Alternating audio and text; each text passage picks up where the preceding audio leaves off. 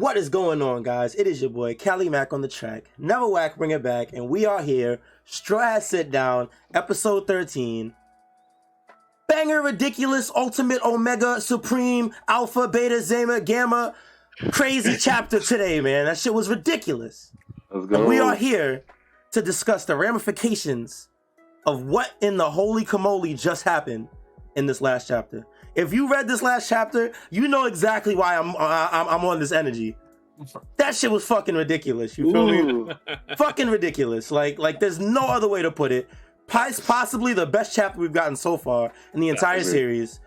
And we are here today to talk about what the hell just happened. Let's get it, boys. I'm here with the Straw Hat Gang as usual. Let me start with a super happy birthday to my boy, Mr. G. Happy birthday, man, and welcome. Thank you, guys. Yes, let's go. Yes, sir. Thank you. Go. Yes, sir. We out here. We got that boy D3 in the building too. What's good? What's good? We are here. Chilling. You know what? We got that boy Yhuss in the building. We're not gonna leave him last this time. We're not gonna leave him last this time. You know what I'm saying? What an occasion, man. This chapter of my life, man. Thank you, bro. It had to be done. And of course, that boy Straw Hat Mod in the building. What's good, bro? I'm sorry you had to be last today, bro. That's okay. You saved the best for last. Just so it doesn't matter. The best chapter in the series is last. So let's go. Love to see it. My bad. All right, guys. Yeah, we in here. We're gonna go over chapter 1044. I'm gonna do a quick summary, like I always do, run through it real quick, and then we're just gonna break it down, talk about what happened, what's gonna happen, and everything in between. All right, you guys good? Yes, sir. All right, let's just get right into it because I'm ready to talk. So, we start off the chapter with Luffy on the roof. He's awake. He's questioning how he can stand, and saying, despite him having just lost, he feels like he's having a blast. We then cut to Momo and Yamato reacting to Zonisha saying that Luffy is Joy Boy. Sanji wakes up. He was knocked out prior to. He wakes up, senses something going on with Luffy, and as does Kid, Law, and the old man, Hyogoro. Yes. Marco senses it as well and tells Nami and Tama Luffy's still breathing. And then we completely shift locations to Mary Hoy's?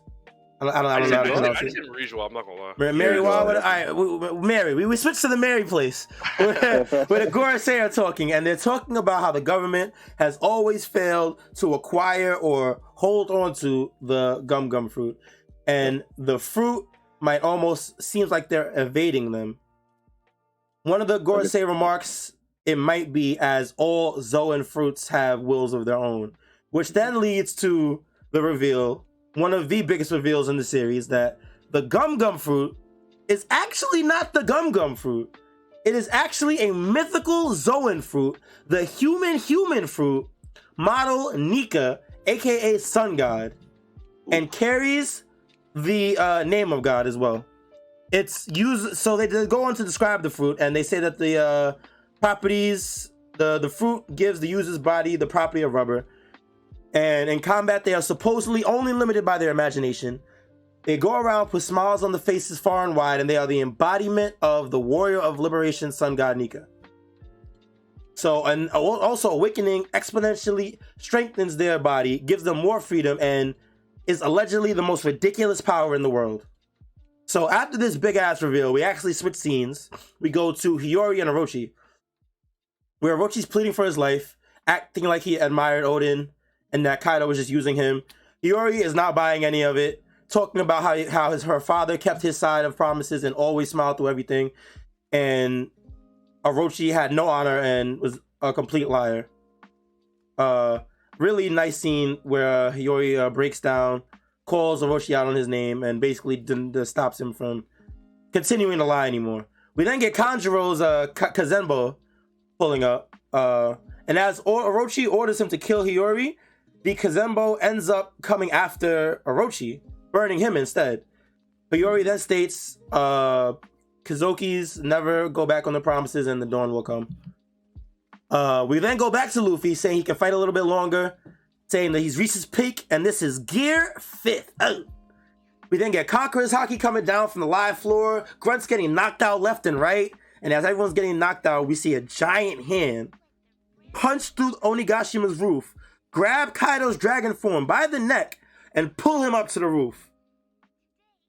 We then start getting little glimpses of his appearance. We start to see his hair, his eyes looking weird. He has smaller pupils with round circles around them. It's a different design.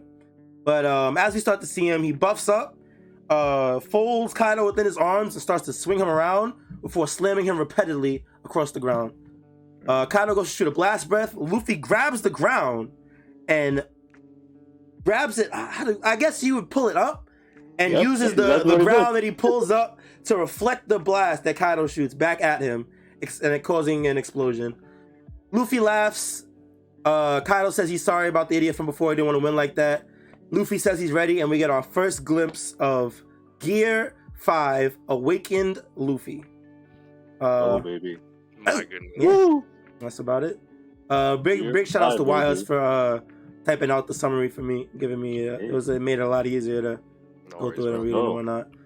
That's awesome. Yeah, we out here, baby. Chapter 1044. We got Gear 5 Joy Boy Awakened Luffy, nigga. Oh my god, man. Bruh. All right. What did you guys think? All right, wait. First off. D3, yo, D3. You know you're my boy. I gotta hit you with that. I told you so. I do. I'm sorry. You know you my boy, but you was repping he was dead really hard, bro. I ain't gonna lie, bro. Okay, look, you was right. You was repping he was dead really hard, bro. I ain't gonna lie, bro. I gotta hold that. I ain't gonna lie, bro. Nah, it was definitely a fucking banger ass chapter. Yeah. Before we get into it, because we're gonna talk about the Luffy shit for a long time. Let's just talk about the Hiyori shit really quick. Okay, and I don't even I was want to. hoping so because I felt like we were gonna just leave that out. Yeah, right. And I want to talk about it first. So we're gonna talk about Luffy for pretty much the whole episode, right? I know Hiyori's scene was sick, but I want to talk about what you guys thought. What's your guys' perspective of Kanjuro coming back and burning Orochi? What do you guys think about that? So, well, the question is like, actually, Mr. You got it. All right. I feel like it's somehow Kanjuro trying to redeem himself. You know what I mean? Like, even though at the end of the day he was still a piece of shit, but like, there was no reason for him to go and attack Orochi. You know? So yeah, that's my. I feel like all those like he did build a bond with all those people, even though he betrayed him at the end. That's a bond that was fucking built and shit. Like, and like, because I feel like I don't know, this part of him was like an unconscious move. Like that's why he tried to redeem himself, but that's what I thought when I saw that scene. Yeah, I feel like it goes a little bit against his character from what we've been shown from him the whole time. He's been this unwavering soldier for Orochi, who just does whatever order at the blink of an eye in order to avenge his clan or whatever. And I didn't see any hints of him reflecting on what he had done. Even towards the end, so it felt a little out of character for me. I don't know. That's why I wanted to ask what you guys thought. I agree. Yeah, it kind of caught me off guard. It looked like, honestly, Kanjuro had an idiot moment, because I don't know. As I read it, every time I look at this, I just don't understand. Like, he's like Orochi-sama, and then Orochi's like, that's the wrong way, and he's like shocking him or whatever. Like, that's the wrong way too. He does say that, right? Those are the words he says. That's the wrong way. Yeah. So he says that after Orochi orders him to kill Hiyori, saying that this is your true final order or whatever. So he's saying that that's the wrong way. Yeah, it was a little weird to me when I saw it. Like I thought it was like all right, but I wasn't really. Go ahead, sorry. I do want to say is like Mod says, I think was it completely on purpose? Did he mean to go to Orochi? You know what I'm saying? Like, was it just the last thing he did was delirious? Did he want to go that way? You know what I'm saying? I feel like it could have just been a complete fuck up. Yeah, I feel like if he hadn't said anything, that there would be a case for that. But like he literally says that's the wrong way, as if he's scolding Orochi. Wait, but I feel like he would react that way even if Kanjuro meant to do it or not. You know what I'm saying? Like he's coming towards him, he's like, "Oh shit, nigga, what are you doing?" You know what I'm saying? Yeah, I agree. So, but for me, I think, like I said, like you said, Kelly, there's no indication that he feels any sort of wrong. You know what I'm saying? Mm-hmm. He like had that whole moment with Kiku and Kinemon in the attic or whatever. Like that was where he talked about him having Kinemon being his best friend or whatever, and those memories being real. to a degree, but that's not for me. That's not an indication that he still murked Kiku right after that. Right? Yeah, like, literally. Yeah. So I know, like I said, there's no indication of it. I think an interesting thing I saw on Twitter was people talking about how there are when Orochi gave him the original orders, it said, you know, like light the whole castle on fire, like give us all a glorious ending of blazes or whatever. So maybe that, like he was saying, like, oh, Orochi wants to go out with them. That's Kanjuro's thought. And another, as I read it right now, I'm thinking, man, what if, like, you know, he said Lord Orochi in the end. What if, like, he just wanted a hug from a family member at the end of his life? You know, I feel like the scene would have been better if it was like portrayed that way. If he had came up and been like, Orochi, I need a hug, and then just laid on him. That. I feel like it would have been portrayed a little bit better. This is a little weird. Yeah, exactly. We can't You know, it is a weird scene. We can't really tell like where he was going with that. You know what I'm saying? Yeah. Hiyori to go. I will say though that Hiyori panel is crazy, bro. When she's like, "My name is Kozuki Hiyori. Hold your tongue, you knave, bro." And like the detail that Oda put into that shit was beautiful. Yeah, it's such a good panel. It's definitely a really nice panel. She was so much emotion. Yeah, 100%. And it's OD hard how she just stands there watching this dude die. That shit was crazy, bro. Is he really dead though? I think I want to say like, so. I don't know if he's dead in this moment, but that felt like a finality to that scene. It did. Yeah. It did. 100%. Like, I don't think we're gonna go back to Hiyori with Orochi again. Yeah. D3, what were you gonna say? I wasn't saying that. I was like, I only think that because the Sea Prism nails are in him, he can use his powers. He's crumpled and he's getting burned alive. I do think he's dead, but like, yeah, and in the end, like of that. By the way, I think this is actually one of the best scenes in Wano. It's just that it's in the craziest chapter in the series, so it's gonna get overlooked. But like, he gets burned alive, right? And she says the Kozuki clan always keeps his promises. The dawn will come, right? That feels like the last. It's like the conclusion to the whole, you know, Toki speech or whatever. Mm-hmm. You are the moon, unaware of the dawn. The whole, like, this entire thing where the Kozuki clan was being, you know, done dirty by this nigga. And look at how, I think the poetic way Oda places it, man. Look at how Orochi goes out. He goes out burning in flames. Remember, he had that habit of turning the water on the bath up to like 10,000 because he felt cold and he felt the ghost of the Kozuki coming after him. And that's how he did. And that's how Odin died, right? He put him in a pot of boiling oil, right? And that's not even enough. Orochi is betrayed by his only family member, Kanjuro, who has been betraying Odin the whole time. The only Kurozumi still alive. In the end, that's what he was fighting for the whole time. That's who did him in the very end. Like, I think this whole arc has been ideas about betrayal and stuff and, you know, deception and all that. But this way, I think Orochi ended is like just masterful by Oda. Like, it's so fucking good, man. It's so. Bro, now that you said that, like, because his whole thing was theater, right? Mm-hmm.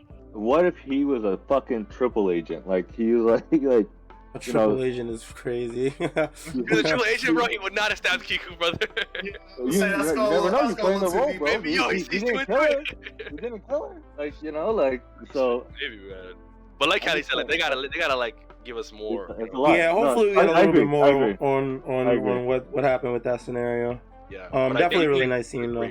I think we will potentially get some more just because we still don't know what the 9 scarabs what they were planning, because remember a little while ago Raizo, he was like preparations are being met, right? Something like that. So we could see Orochi again just later on in direct conflict to whatever these preparations might be.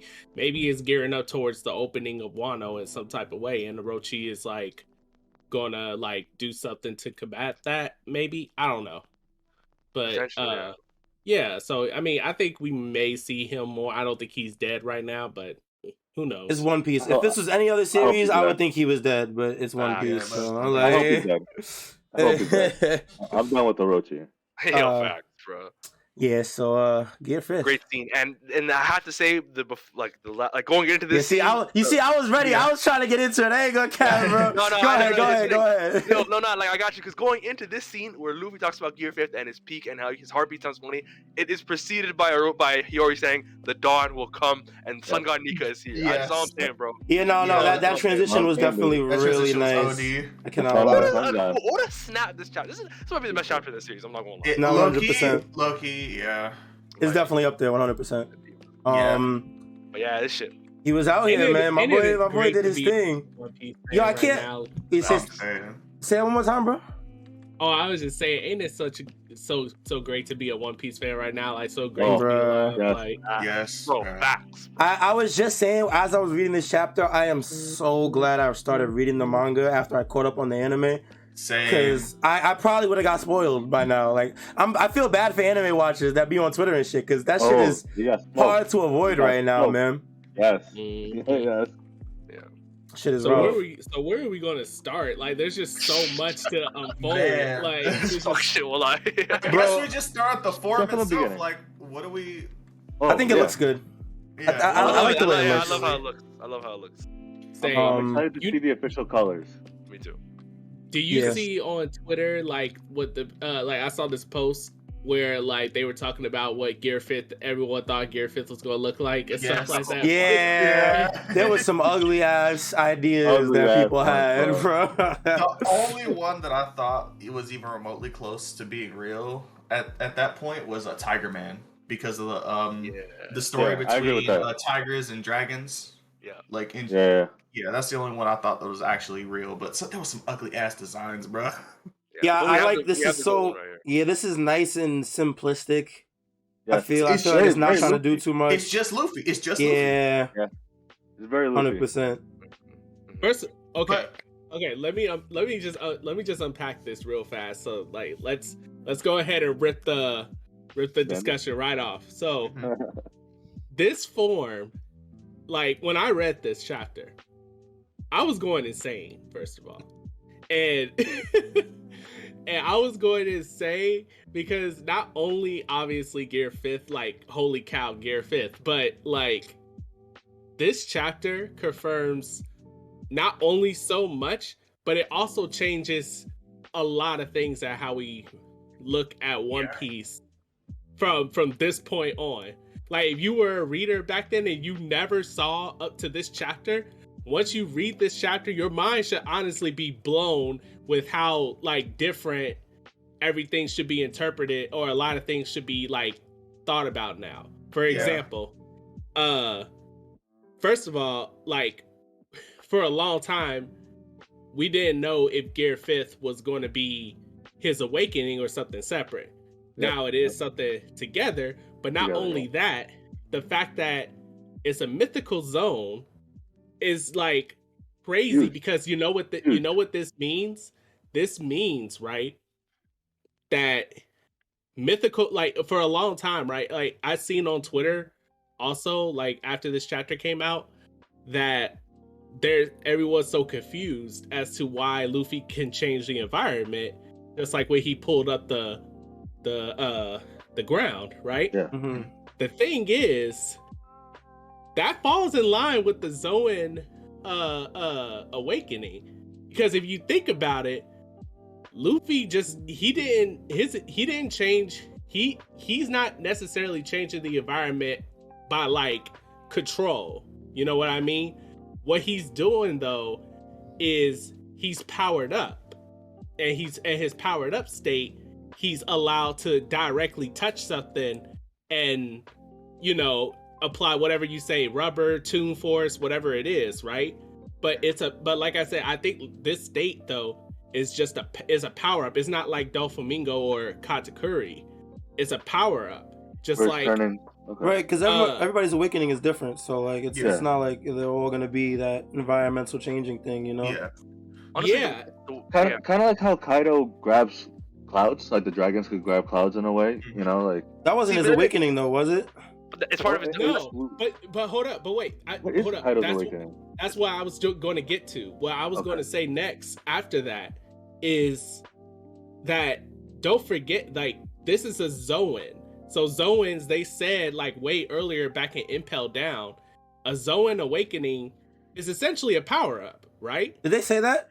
Yeah, they said like Zoan awakening is just they get like it's even more strength and even more ferocity. But you go into your base instincts more. But to see I have some questions about you, Gordon. Oh yeah. And Yhuss, I'm glad you said that, because they go into their instincts more. Mm-hmm. Whatever Luffy is going through, and I'm pretty sure this is a part of his personality too. I see but yeah, like you see what I'm saying? And then on top of that, Mm-hmm. what this should also tell you is that like how awakenings apply to Zoans is completely different than what you like originally thought, right? Because a regular Zoan, they get an attack, defense, speed boost, and all that other stuff, and they go into like their animal-like instincts. Luffy got an attack, defense, speed boost, right? And he's going into Sun God like personality or whatever. Kaido has a mythical Zoan. He should get an attack, speed, defense boost at some point and go into some whatever other quality. Yeah. Yeah, quality. Unless he's already there though, like his hybrid form. I mean, we don't know. No, I wouldn't. They're gonna let us know when he's awakened. He wouldn't just. They wouldn't just say he's awakened. Okay. There have been things where people talk about like before, like potentially awakened people, like Crocodile or whatever.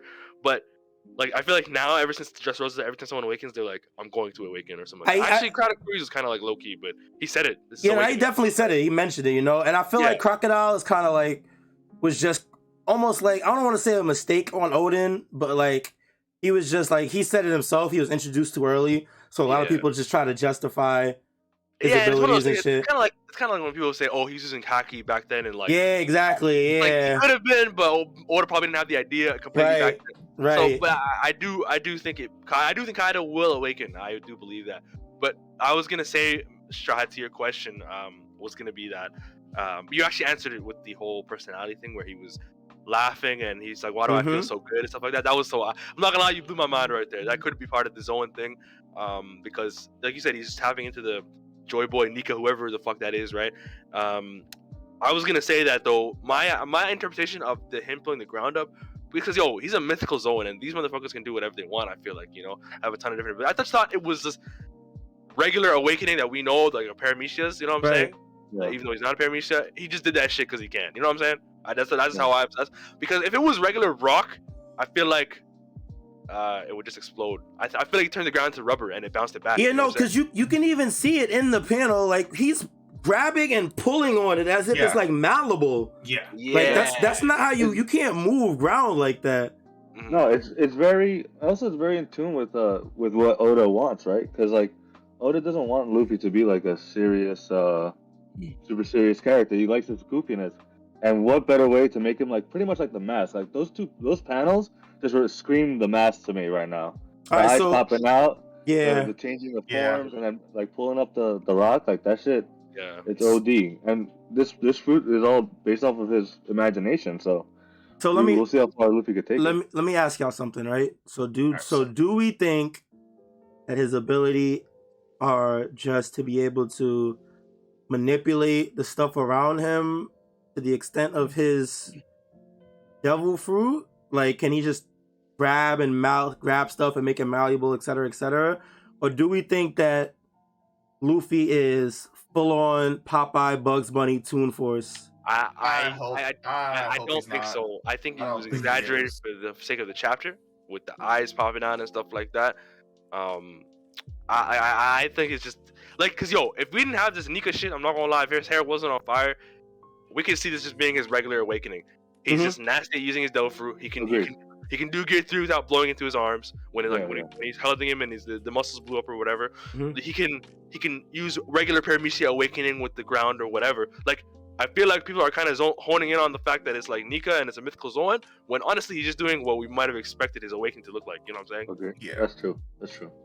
So I don't think it's almost some Toon Force shit. Like, I know, I just feel like Oda was exaggerating it for the sake of the reveal and how ridiculous it is. You know what I'm saying? That's definitely possible. I think like it's hard to say for me personally. Like, when I first read the chapter, I'm like, holy shit, Toon Force, like, oh god. But then as I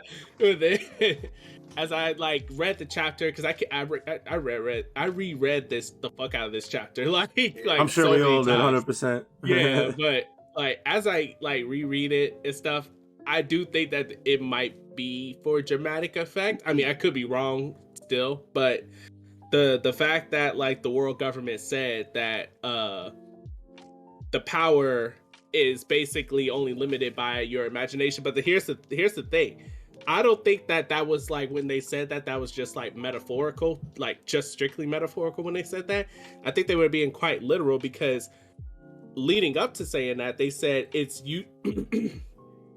They said in combat, they supposedly only limited by their imagination. Not like that wasn't like a blanket statement, as in like metaphorically, if you have this devil fruit, you're only limited by your imagination type thing. Like as in like metaphorical to the series. That seems more like, well, that too, and on top of that, combat wise, because like I said, they said in combat they're supposedly only limited by their imagination. So gear second, gear third. The explanation behind these, like if you thought about it, like if you go back to like when those were first revealed and stuff, I think people, even Rob Lucci was like puzzled as to like how Luffy could just straight up, because I remember the explanation, like Luffy could just straight up like beat up his cells or some shit. Yeah, like pump his blood faster or something by expanding his arteries and contracting them. Yeah, like just forcibly though. Like normally, like here's the thing.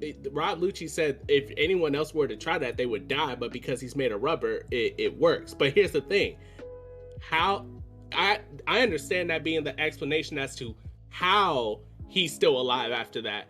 But I don't think there was ever any like real like telling as to like why he could do that to begin with. You know what I mean? Like how he was able to, how he figured it out or managed to.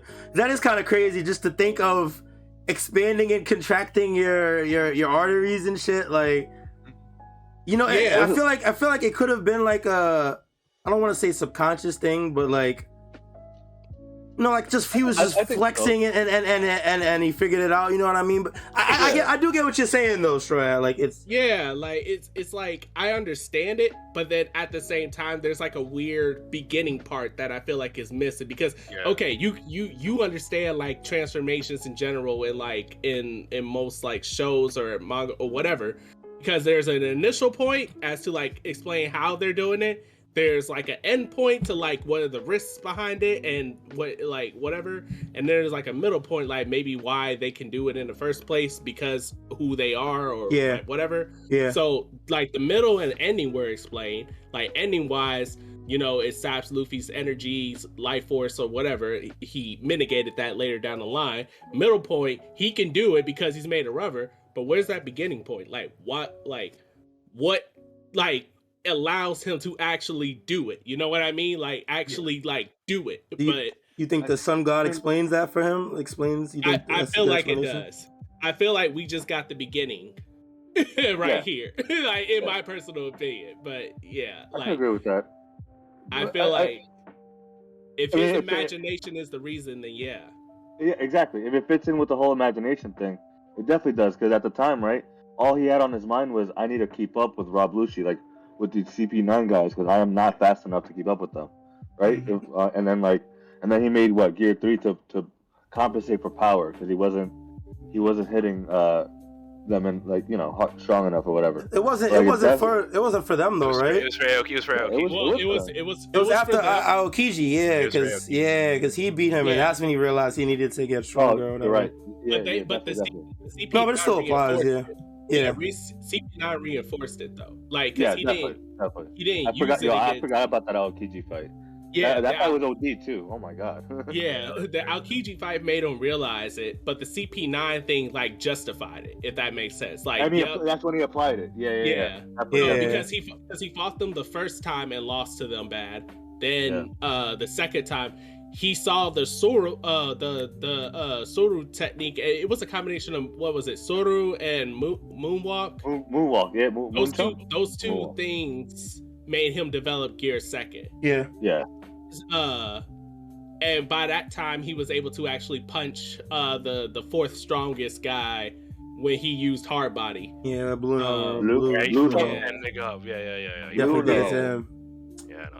So these forms. Right, and not even just these forms are an extension of Luffy's imagination. I feel like if you think about it, this explains everything. Like, this is why my mind was blown. Think about it, Red Hawk and all those other different fire-based moves he has, like Red Rock or whatever. Like for me, this explains a lot of it. And It explains a lot of it. A lot. If So much. This also tells me, right, like his gear 5th, if his gear 5th is even crazier because of his imagination or whatever, like it said in the chapter that like when he's in awakening, it exponentially strengthens their rubbery body and they have even more freedom. That means, in my opinion, more freedom to do whatever. So closer to Toon Force, but like it's just like his imagination is like gets to manifest in so much more better ways. But maybe when Luffy realizes, you know, that I don't even know if he's like consciously aware of what's happening to him right now, but if he is, this could power up his like base form even more. Oh, definitely. And his other gear forms potentially. Oh, it's gonna be exciting to see from here on out too. Exactly.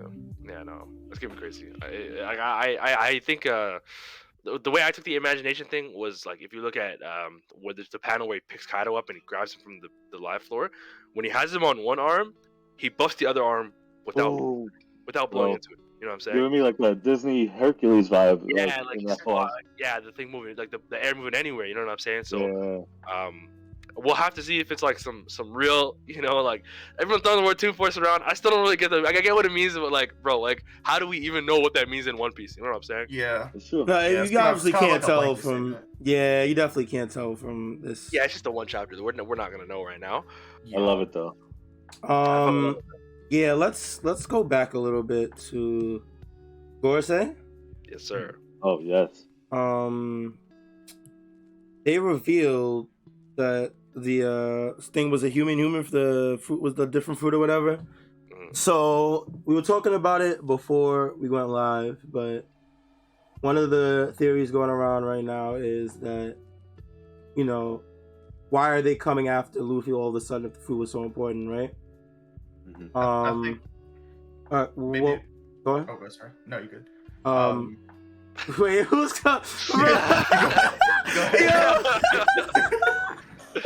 Yeah, it's really mixing each other, bro. Like, hold on, let me just finish. Now, You go. It's my bad. So yeah, one of the theories that the people are wondering why the Gorosei are going so hard, you know, right now, and one of the answers that we talked about earlier is that the reason why they started chasing Luffy at this particular instance is because a certain pirate walked up to the Gorosei earlier in the arc during the reverie to talk to them about a certain pirate. Yes, he did. Certain man by the name of Red Hair Shanks. A certain man by the name of Red Hair Shanks walked up to the Gorosei, said, we need to talk about a certain pirate. About 50, 60 chapters later, the Gorosei is after Luffy. Yep. It makes the bro. I think it was more like 130.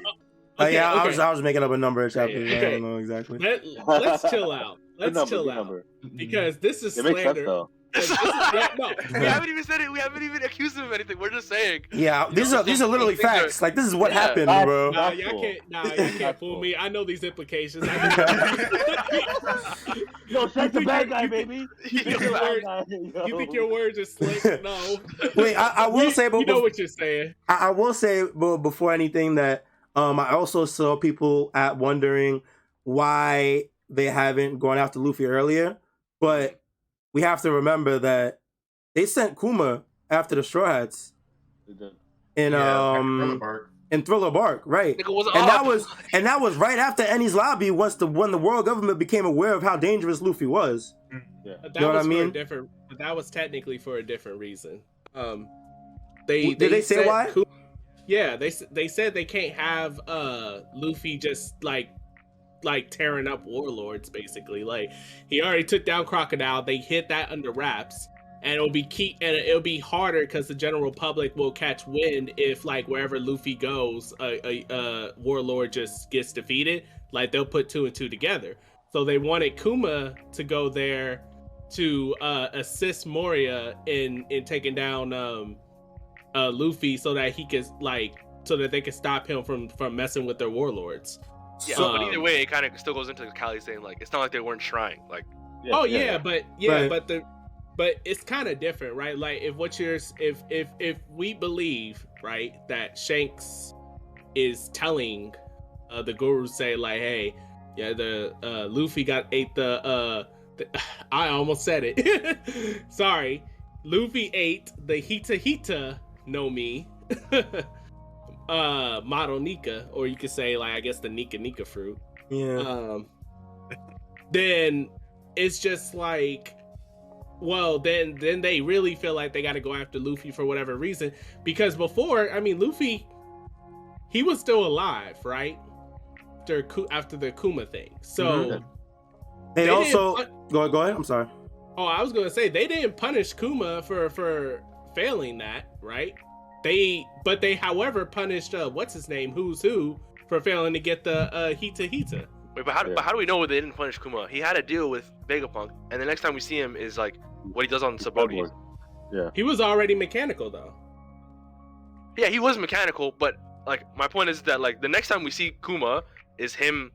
The only thing he does of free will is saving the Straw Hats in Sabaody. And then after that, he's a fucking puppet, right? Like so my point is that we don't know if they were gonna punish him or not. Like he was basically their slave at that point anyway. Yeah. Well, yeah, but like All right, Straw Hat. So wait, so like go ahead. I'm sorry.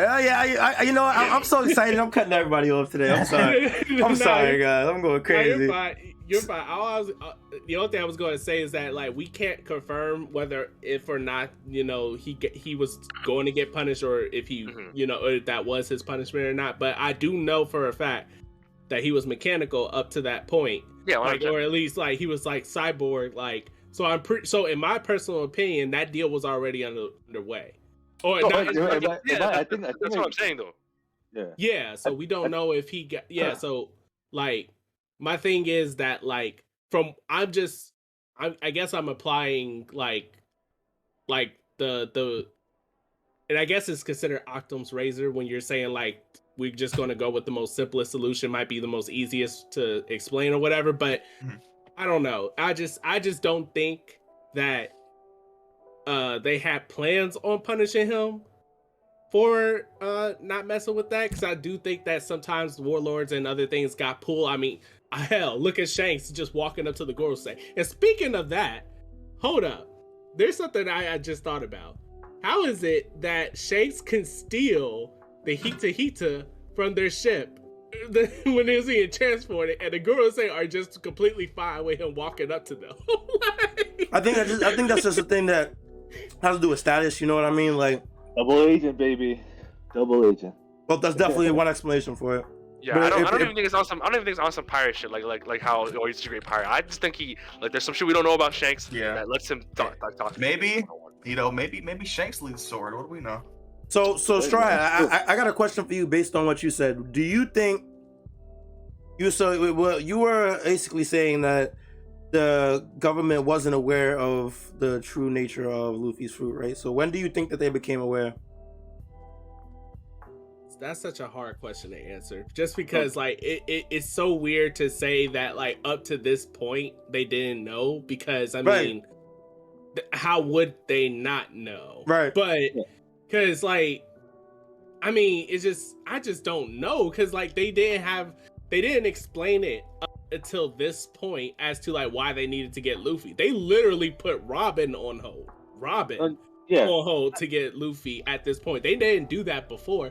Before it was just like their reason was like, oh, he's attacking our warlords. We can't have that. We need to nip it in the butt now. And then before it was like, oh, he got Robin, so that's dangerous. We need to get him. But now it's like, oh wait, hold up, pause on Robin, just straight up get him. Like I think it's also because we don't know how many, like no one knows how many devil fruits there actually are. So there probably is just straight up rubber fruit. You know what I mean? And they're probably like, yeah. But yo, if someone has overfruit though, they got like that has to be like. I agree with you. Right? They should have already been like, yo, we know the properties of the Nika fruit. It gives you rubbery properties and abilities and stuff. So they should have put 2 and 2 together earlier. But I want to say to what Mod said earlier about how they put Nico Robin on hold. I remember talking about it when the chapter dropped 1037 when Zunisha came. They talked about the fruit. I remember we had this whole discussion about like maybe like a toning issue and like how they say something. But what they say is Nico Robin must have been apprehended by now. It's time to act. So I think they assume that she's already been captured by the CP0 agents, and then they're like, okay, part 2. Okay, wait. So that adds some more context because that means that they knew at least before they sent agents into Wano. Yeah. Because it sounds like they had that 2-part plan planned out when they sent their agents in. Okay, your main goal is to get Robin. After that, get Luffy. So we have to at least assume that they knew. And another thing they say, Act 3. Go ahead. Another thing they say in this chapter, 1037, where they talk about the fruit, is they're talking. So the guy tells them like, "Yo, there's something ahead of us." The Marine guy, and then it goes back to the Gorosei, and the bald dude with the mustache says, "That's impossible. The fruit is nothing but a legend now, even for us. It hasn't awakened for centuries." And the other guy's like, "Yo, how do you explain giving a specific name?" Blah blah blah blah blah. That first line makes me think that to them, bro, how do they even know this shit's a real problem? It happened 800 years ago. It hasn't awakened for centuries. They're thinking, "There's a possibility, yeah." But what if it just doesn't happen anymore? You know what I'm saying? What if that awakening is not the case? Like, what if it was like they're talking about how even that there's like some uncertainty among what they know. I remember when this chapter came out, we were thinking about, man, what is it? This might mean that they're not really immortal. That they had like there's been like a different set of Gorosei over time or whatever. You know what I'm saying? And these guys aren't fully attached to what happened in 800 years ago. So that would kind of explain why they haven't been going fully on it until now. Yeah, that's true. Makes sense. That's what I read from that chapter. This shit is hard, bro. It's a lot to think about. It's a lot, man. It's the Oda giving us breadcrumbs instead of the loaf, man. We don't. The only thing I will say though is in terms of like whether if they knew that was like the devil fruit or not is because like they got whole devil fruit encyclopedia already, right? I don't know if it records if it has every single recorded devil fruit in the world or not, but it reminds me of the time when I remember like Blackbeard, he was looking for that devil fruit for years, right? And he had the devil fruit encyclopedia, so he knew what it would look like, and everything. So if there's truly many other gum based fruits, right? Then like my thing is that like they okay, I take that back, because just because they know what it looks like doesn't mean they exactly know what Luffy got when he ate it. So like they may, if there is multiple like rubber based devil fruits or like maybe even just one other, then maybe they might not have known. But I'm surprised they even took the risk of like of being like, oh well, whatever. Like I don't know. Just so it's kind of I don't know. I feel like the gum does not. The only reason why I would say there's not an actual gum fruit is because that they say themselves that they renamed the fruit. Yeah. So they wouldn't rename the fruit to a fruit that already exists. You know what I mean? That's a great point. Yeah. So we have to assume that there is no actual rubber fruit. You know what I mean? And it's just this is what it is. Facts. I agree with you. I mean, even on that point, still for the Gorosei to only start to move now is kind of wild. Yeah, what we really need to know is how long they've known, because then we could speculate. It would still be speculation. There'd still be speculation, but we'd have a little more concrete info, because it makes a difference whether they've known the whole series or if they've just known in Wano or prior to this act or whatever the case may be. You know? Okay. So let's go with the assumption that they just found out. I won't say just found out, but I'll say they found out in the beginning. Like that's what Shanks was there for. Let's just go with the assumption. Okay. What does that mean? Like that means we write him off as a villain. Is that what that means? Oh man, not the boy Shanks, bro. Damn, son. I don't think we do. Look, all I'm saying, I can't really say he's a villain, but Shanks is snitching at that point. I agree with you though. Shanks is a snitch. Like that's all I think at the very least. But hold up, it still makes no sense, because here's the thing. Like I'm starting to think that like Shanks knew what that devil fruit was, right? No, definitely. Like if he did, Triple the world government knew what it was too. That's why it was like you know, supposed to be transported to them with no problems. Shanks raided that ship, stole it, and he like had it for whatever reason. Ooh. Some people said that he was supposed to like give it to Ace because Ace was supposed to be gonna say that. child of prophecy. Yes. Yeah, but at the same time, we still don't know because like we still don't know what Roger told Shanks in that one scene. Like when he was a kid, right? When he like told him something. And, I remember that. Yeah, so I don't know. Maybe he said, "Hey, when you get older or at some point, get that devil fruit and feed it to my son or whatever." I don't know. I don't know.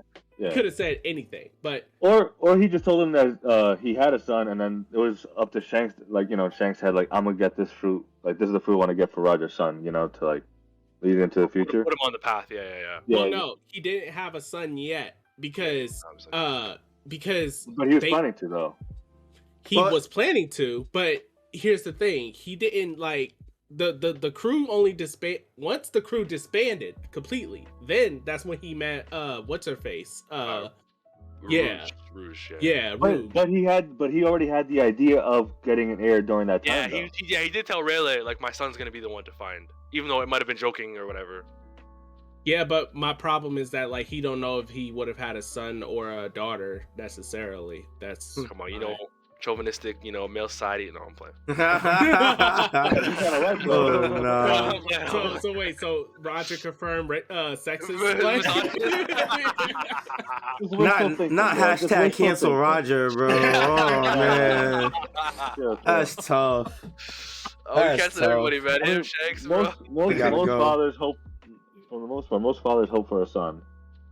Yeah, it's like a lineage. No. Yeah, when it comes to lineage, but I just don't know all the way if that was what he told him. I feel like it's just too much in the air. So especially because he fucking cried. Yeah.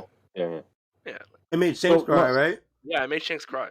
My whole thing is, right, because like Shanks is no dummy, right? He definitely knew who Luffy was. He definitely knew that Luffy was the son of Dragon, someone of influence, right?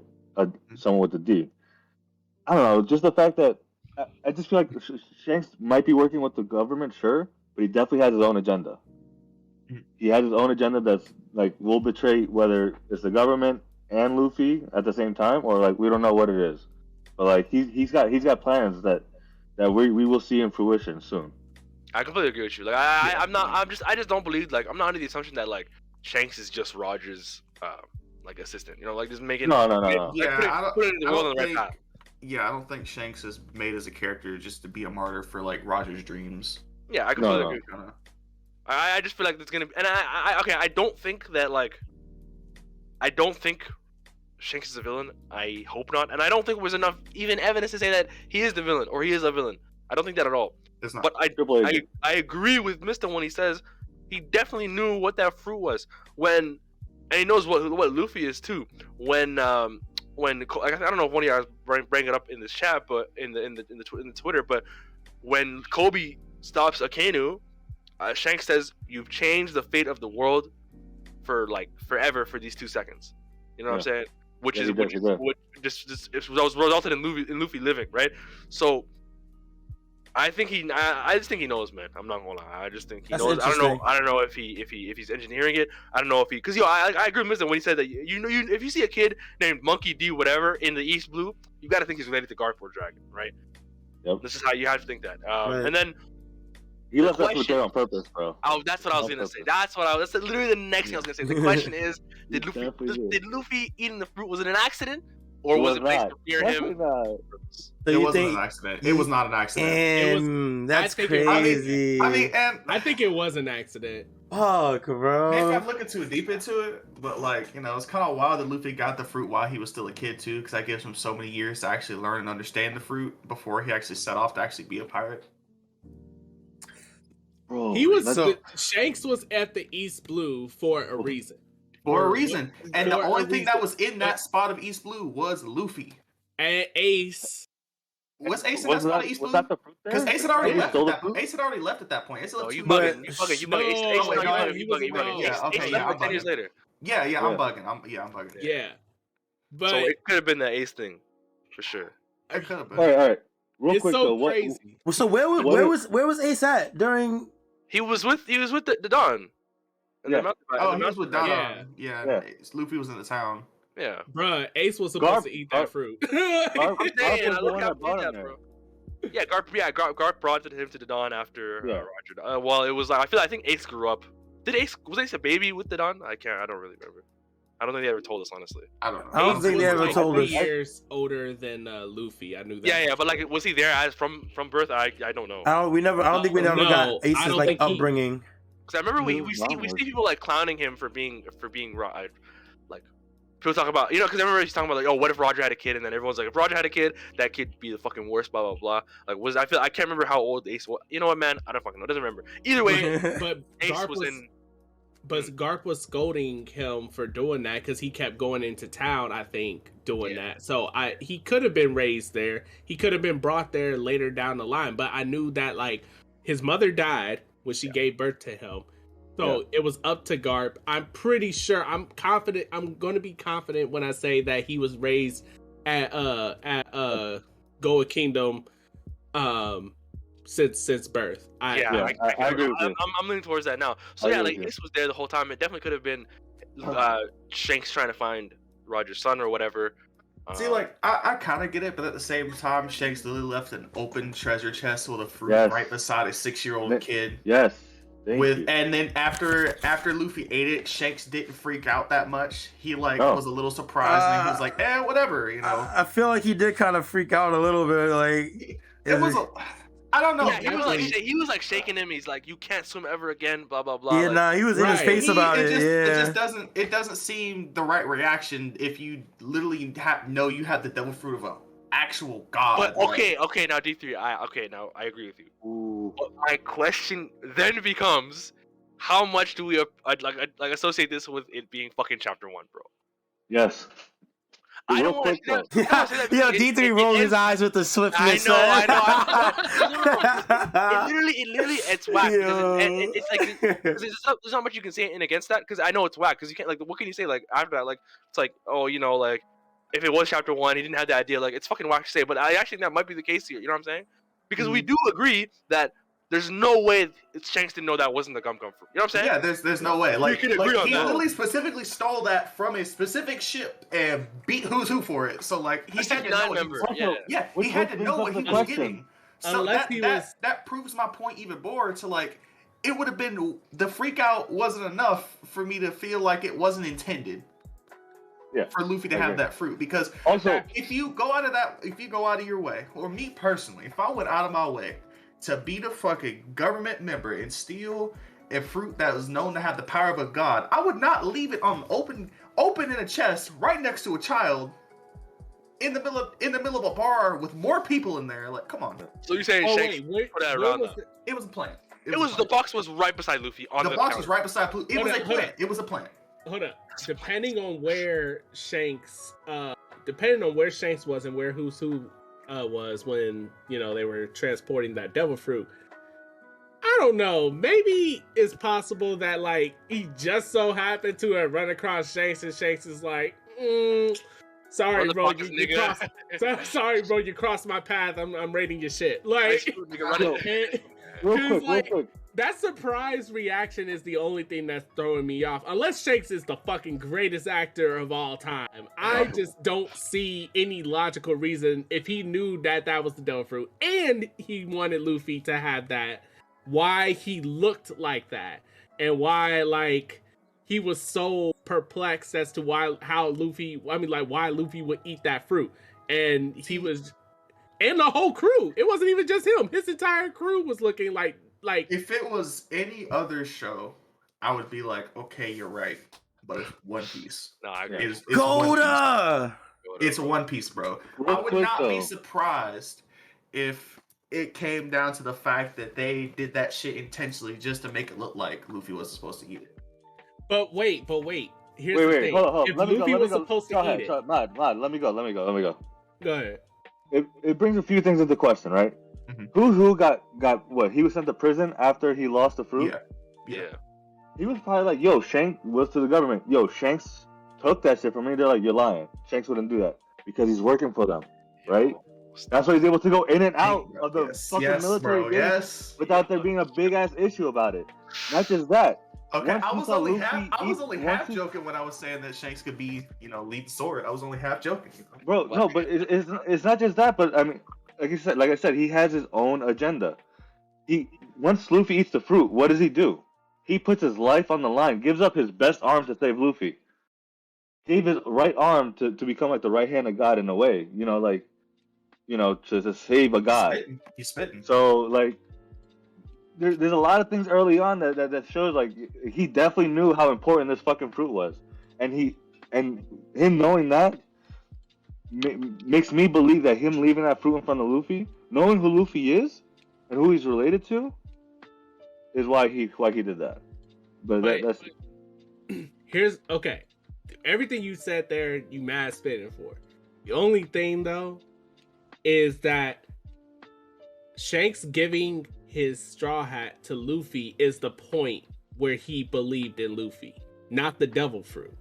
Okay. So my problem is, if the devil fruit was meant for Luffy, because it said that he was there for a while, like he stayed there, was traveling from island to island, or like going to like wherever.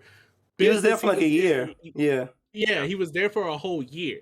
If Luffy was meant to get that fruit, why wait a whole year to give it to him? And then secondly, if giving it to him was the point to which he entrusted things to Luffy or whatever, then why didn't he give the hat to him on top of that after that point? Like, the hat is the biggest promise maker in the entire series. That's maybe the hat was given to Luffy. It was given after, right when Shanks left, and that was after the point that Luffy had proved that he had enough bravery to stand up for someone. Maybe Shanks kind of needed to see that Luffy could, be brave. Bro, what do we learn about this chapter? What the panel is up right now? The Gorosei say, the Zoan fruit have its own will. Let's go. It has its own will. Like it like impelled Luffy at that moment. Eat me. You know what I mean? Like, and then he fucking did it. Like that. Luffy. But the problem with that is Luffy ate it on accident. He literally wasn't looking. Eat me. He was like, he's a kid, bro. He's a kid. He's eating anything. Yo, fruit was in his ear, like, eat me now. I mean, food was in his area. He's like 6 years old. Can you blame him? Bro, the food's like Aaron Yeager, like, yo. In the anime, they remade that scene twice. The old school way and the newer version. The episode East Blue or whatever. Yeah. So in the older one, he looked at the devil fruit and ate it. In the newer one, he was eating and he just grabbed it by accident and ate it. So, like, bro, I think you go by the original, because the East Blue is like the remastering, right? Yeah. But if that detail was so important that the fruit was eating, was calling to him, you're right. They would have I agree with that. I don't remember what was it in the manga. Was he eating? I'm reading chapter 1 right now. It's so funny. He literally, like, he's eating with like a fork and knife. He's eating like a steak or whatever. The guy, the mountain bandit, walks in. The next panel is Luffy with half, like, the fruit, and he's eating like half of it already. And I don't think they show the fruit ever again. Also, he ate it. One panel of him mid munching, and they don't show it ever. Like, which falls in line with Luffy's character, because throughout the series he was doing that. Like when Ace was introduced and they were in that cavern, and Luffy rammed both of them through that wall, and he was eating, and Smoker just came up to him like, I found your Straw Hat. He's just still chewing, eating, like, huh? Like, that scene was funny, bro. But that scene that Yhuss is describes Luffy now. So my thing is that, like, I don't think that's a devil fruit thing. I think that's a Luffy thing. Like, Luffy just, like, when shit going on, he's still eating. So, like, I don't know. It's like I find it hard to believe that Shanks, like, orchestrated this, like, entire. I think there were some aspects of it that were planned, but not like to this degree where he orchestrated Luffy eating the devil fruit. Okay, like, sure. and Fair, I but do think so. I do think it goes with the will of the fruit, though. You know what I mean? Like Shanks is like, all right, I'm gonna keep this thing with me, nice and safe, right? Next thing you know, he has it on the counter. Fucking this little kid just fucking ate it. Like, and then he betted on him. He's like, the fruit chose you. I'm gonna bet on you. That's why he gave him the hat and everything. But what made him give him the hat was his little speech. And he said, "I'm gonna have a crew stronger than you. I'm gonna get all the treasure." When he said that, the pirates. And then he's like, "Word, take this, and when you're a greater pirate than me, come give it back." Like Mister, I kind of half agree with you. Like I see where you're coming from. I feel like it's more so along the lines of destiny than the will of the fruit, because that's like one of the strongest reoccurring themes throughout the story. Can't that be intertwined with each other though? With like the fruits itself, in one piece, they're tied with destiny and all that stuff. I mean, it might, but I always associated like that scene with the devil fruit. I mean, not the scene, but that whole chapter with the devil fruits, him giving up his arm against the Sea King, and him giving the hat as like a promise, a passing of will, because the hat going from generation to generation, or like from one pirate to another, has always signified like not only like the passing of a torch, kind of like passing of a torch, a promise that should be fulfilled, something along those lines. So yeah, it'd be kind of weird to say like, you know what I mean? Like it feels like it would be kind of weird to say like the whole thing was planned. You know what I mean? Because maybe like Shanks was looking for someone in general to pass on Roger's will to, or like promise, or whatever it is. Like, you know what I think some of the more info that we need, and maybe not in the next coming chapters, but at some point in order to address these issues, is we need to know the circumstances behind Shanks raiding that ship. We need to know, oh holy fuck, it was just on the tip of my goddamn tongue. Oh my god. His like standing and who he is? No. It was why he gave up his arm? No. Actually, that's a huge one, bro. I don't think that's a huge one, bro. I don't understand why people try to like have some sort of... Because he was a fucking Sea King. He had Conqueror's hockey. So you saying he gave up a whole arm, bro? Like, come on. Hold on. You can't. Hold on. It was Shanks. He could have folded that Sea King. Okay, I just want you guys to realize the opposite of what you're saying is that he gave up an arm on purpose. I don't understand how it's gonna do that. How could you give up an arm on accident? Because he was caught off guard trying to say, hold up. Even if he has Conqueror's hockey, shouldn't he be able to like sense other stuff around him? Right. And then on top, hold up. On top of that, my man Shanks, and he's one of my favorite characters, but he gave up his. I feel like he gave up his arm because the man was not like in pain. He might have been in pain, but he just did. He took that like a champ. And then he just like looked at the Sea King like, go, and like, all right, be gone. And then he's like, Luffy, it's just an arm, bro. Like, it's okay. I'm like, what the fuck? Like, I didn't think Shanks was weak, of course, but like, it just doesn't make sense how a regular East Blue ass Sea King can get Shanks' arm when Luffy defeated it in one punch. Y'all saying Shanks gave up his arm literally to teach Luffy a lesson. That's what people say. Yeah. He say like, niggas, bro, he already got his lesson. I guess it was a big moment for him losing his arm. It's because of power scaling. That's why it's hard. Because it makes no sense, right? Like, yeah, you can't sit here and be like, Sea King above Shanks and Luffy at begin the East Blue above Sea King. Like that's just no, it just doesn't. But I think that kind of power scaling is where you lose the context of the situation. He's worried about Luffy and shit. You know what I'm saying? I know Shanks is a fucking Yonko to be at some point. I don't think he was Yonko then, but like, nah, he wasn't. But I know he's obviously still that nigga. He's on Roger's crew and shit. Yeah. Like, but he's in the middle of saving Luffy. It's fucking chapter 1. I just think people are like. That idea that he would literally throw his arm out. I know he said I bet it on the New World, but I think niggas are taking that shit too literally, bro. Like, bro. I don't, correct me if I'm wrong. I don't know if there's any written proof to back me on this, but is it? What was I gonna say? Is it like harder to use haki in You have to be situations? You have to be focused. Use observation haki only. Observation haki, but is that was the haki he would need to be able to predict the Sea King, right? And avoid or whatever. Dodge the move. Yeah. But could we tie that to the context, man? Being in a super stressful situation, just prioritizing saving Luffy over everything else, you know? Yeah. Maybe. I that's a hard maybe. It's just like Shanks was bolstering and like Ben Beckman, he like whooped those bandits and he said if you want to handle like me or whatever or us, you better send a whole like fucking warship like type shit like. And so like he wasn't Yonko yet. He didn't become Yonko till like a few years later. But like Shanks was pretty badass, like 100%. And like it's just think about that moment you brought up where Ben Beckman says like the fucking like Marineford, for example, where we know like Shanks' dad nigga pulls up like if anyone still wants smoke, we're right here.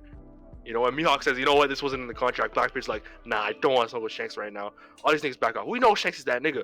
But bro, that's chapter 1. At that time, niggas didn't even know if they were gonna be warlords. That Oda didn't have that in mind. Right? Yeah. Like it's gonna be, or I thought it was gonna be like the Yonkos or something. Yeah, it was straight Yonkos. Right? Warlords came into the story later. So my point is that I just think it's like I don't mean to keep going back to this, but like, bro, it's chapter 1, man. Like observation haki, like obviously it could have been a thing where he wasn't focused. Like at the end of the day, like bro, it's for the sake of the narrative. You know what I'm saying? Where Luffy realizes the moment. I just think it's insane to think that bro gave up his better arm because I think like Mr. said, that was his good arm, right? That's where his sword, that's the side his sword was on. More symbolism. He wasn't planning. Oda wasn't planning on making Shanks give up his arm. The only reason why that happened is because the editors pressured him into doing it because they thought that it would be more interesting if there was some stakes. So if that's the case, then it wasn't on purpose, then, right? And that goes even more to what I'm saying. I was about to say. If we're trying to say Shanks is like some maestro from chapter 1, then he would have been had that. That would have been something Oda did on purpose. You know what I'm saying? Like I feel like that goes in more into my point, just because like very interesting dynamic right there. I know, right? I feel like it goes more into my point because he planned on Shanks having both of his arms, I bet, and the only reason why he didn't have that arm is because his editors like pushed him to add some stakes into that. So he threw some bullshit where like he lost his arm. That's what I'm trying to say. Yeah, but I'm saying that arm was not like intrinsical to like the old, like, okay, let me put it like this. He probably went back because there were several things that Oda like just on the spot did, right? The supernova creation, I'm pretty sure the warlords were also like concocted pretty like quick, and Shanks losing his arm and stuff like that. But all these things were still weaving into the story pretty soundly. Well, at least the warlords and the supernova. You would have never thought that those were rushed or those were like things. So my point is that like it could be the same with Shanks' arm. That's my point. I can definitely see it being that way. I just think like the rationalization for me is just, I can't even picture that. You know what I'm saying? Like, it's hard for me to see as well, but you know, it's. But I think if we're going with the idea that he's this actor, and I can see that too. No, I definitely like it's possible. I just think it's wild. Also, this also goes into the whole when the Marineford War happened, and he was the one that stopped Kaido. Bro, if we look at the military, the government, their forces are kind of like they're strong, yes, but they're not vast. You know what I mean? And like, I'm sorry. Go ahead. And if Kaido had came to help Whitebeard, to wipe out the fucking government, like, I think that's why like goes to show you that Shanks is in leagues at least with the government, and that's why he was the one that stopped Kaido at the time.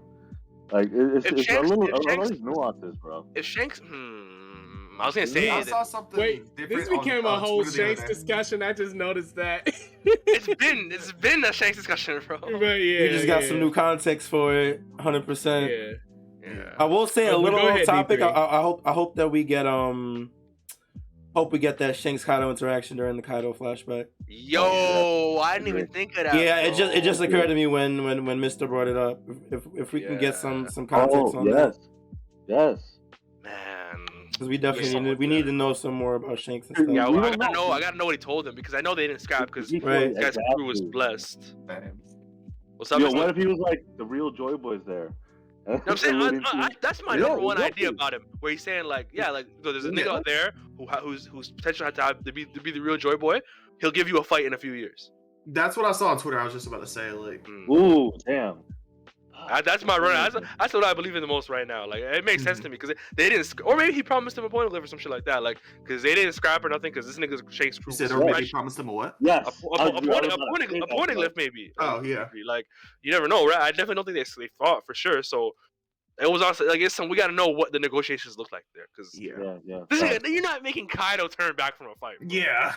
Yo, also this real quick goes to me. We brought up Blackbeard. To what I always thought that Blackbeard has the fucking Cerberus Zone mystical Cerberus fruit. Mm-hmm. That's why his Jolly Roger has the three heads. He has the shadow power. He has the earthquake. You know. But is the third that was one mad random. Wait, where did that come from? When did we start talking about Blackbeard? Yo, that came out of left field, bro. A little bit. I mentioned Blackbeard before and like devil fruits and like. It just clicked in my head because of the Marineford War, and like I believe that Blackbeard has the mythical Cerberus fruit first, and that's why. Oh, like another mythical zone. Oh, but I mean, it ties into Luffy's fruit, right? Remember how 2 weeks ago we were talking about how Luffy's fruit's the inverse, or one of them is the inverse of the other. Oh, right, as characters, yeah. But hold up. No, the actual devil fruits too. The actual devil fruit. But that couldn't have been 2 weeks ago because this is this week. 3 weeks ago then. It was not the last episode. My point was that the inversion, okay, the one because now we know Luffy's the sun god, and that's the inversion I'm thinking of, the sun and the darkness, right? Yeah. But because we know that now, because before we didn't know that, you know what I'm saying? We didn't know about nothing about Luffy's being the sun fruit. I think what people do talk about though is the rubber versus the Guranomi, right? Like, people say his awakening would make it grow on rubber, so he can't earthquake, some shit like that. But I do think that's an interesting. We got to make sure it's not some because the sun versus darkness, that's new. You know what I'm saying? Well, hold up. The last, was it last week or was it the week before? Whichever the week was, the week before when we were talking about it, the reason I was the one that brought up that people were relaying the fact that like the Hita looks like the inverse of Blackbeard's devil fruit by design. I was getting it. Yeah. And so. But the thing is that like that Cerberus theory, the Blackbeard having ate a Cerberus devil fruit, we just don't know like what that would look like. So I don't know if it was like the inverse of like Luffy's fruit of within itself, or he ate a fruit, right? Like he ate the Cerberus fruit, and then he ate a fruit that happens to be the inverse of Luffy's fruit alongside that. Like you're right. That's what So it's like. Still makes sense to me, though. Especially the Jolly Roger. The Jolly Roger. I think now we have the inversion though. Like we have that legendary panel where Ace is fighting Blackbeard, and Blackbeard said, "Who's gonna win, the sun or the darkness?" Right? Yeah. And now we have Sun God Nika. Now we actually have the actual Sun God. You know that was the flame. The inversion is definitely still there. Oh, which is like some legendary shit. Yeah. I remember my other point that I wanted to bring up. I don't know why it just came to me like that, but I was saying some of the info that we needed was the prerequisites around Shank raiding that government ship. Another thing that we need to get explained at some point that's gonna keep fucking us is what the fuck are devil fruits, bro? We need Vegapunk to pull up and let us know exactly what the hell devil fruits are. Man, especially with this, because one thing that stuck out to me when they described Luffy's new fruit, human model Nika, right? Yeah. This isn't like other fruits that are modeled after animals or other zones that are modeled after animals, right? This is a whole person. Well, this was a mythical figure. Is it okay? But wait, it's a mythical figure. There's one other fruit in the series that's kind of like mythical Zoan that's modeled after a person. That's Sengoku with the Buddha. The Buddha. And Yukimaru, the fox that takes the weapon from Zoro, he has a mad monk mythical zone. It's a human fruit. So what the hell, bro? That's two. I know. Yeah, so make that three. There's three. Yeah.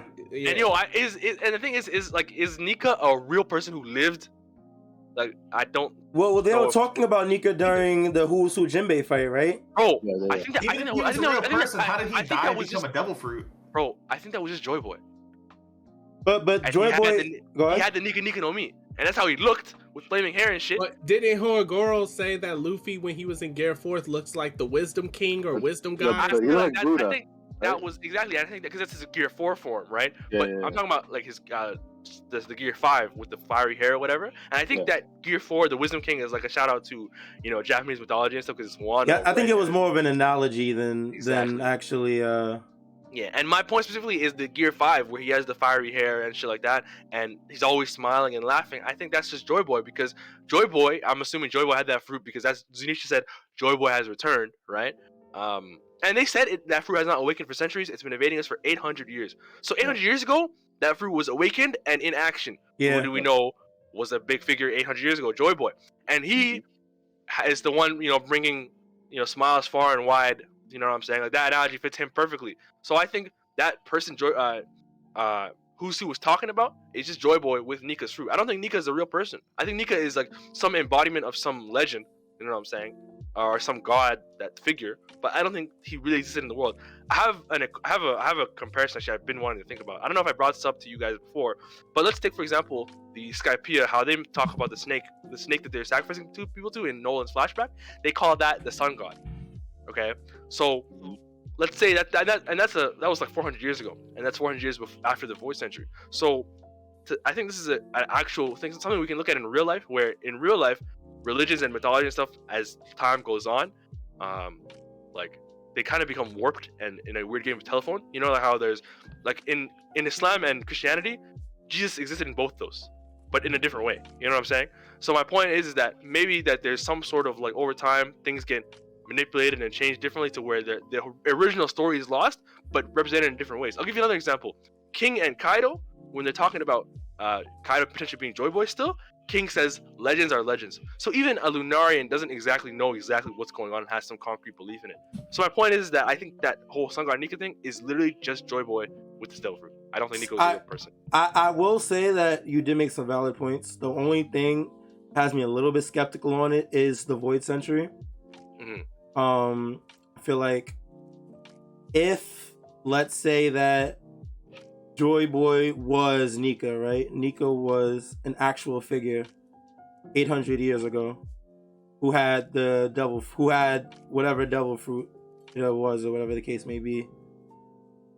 You know what? Actually, never mind. Because I was gonna say if he had the devil fruit, something happened during the Void Century, which would have turned his abilities into a devil fruit. But if you already had it, then it wouldn't have made sense. I think that devil fruit already existed. Right. Okay, you know what? I believe in this still. The devil fruit existed. Joy Boy just had it. You know what I'm saying? And he's the one who made it legendary. He's the one who showed off all his powers or whatever. Yeah, that's what I'm saying. You know, I think Nika was just. I don't think Nika is someone who existed 800 years ago. I just think he has that fruit. Because there's a fruit about Buddha. You know what I'm saying? And is Buddha someone who really existed in the One Piece world? You know what I'm saying? Yo, okay, wait, real quick, because I'm looking at this panel right now, and the way that I'm reading it, it says they're supposedly only limited by their imagination, putting smiles on faces far and wide. They are the embodiment of the warrior of liberation, sun god Nika, right? Mm-hmm.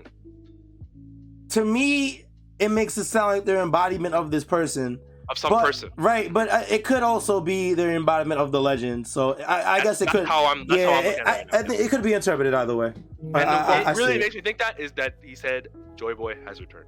Yeah. That's what really has me thinking that. So, yeah, and I think I'm more aligned in that type of thinking too, just because after reading this chapter, it makes me think that the D clan or the D tribe, they may have their own gods that they worshipped, and they may have worshipped the sun god, and they may have worshipped the devil fruit, which emulates sun god Nika's powers and stuff.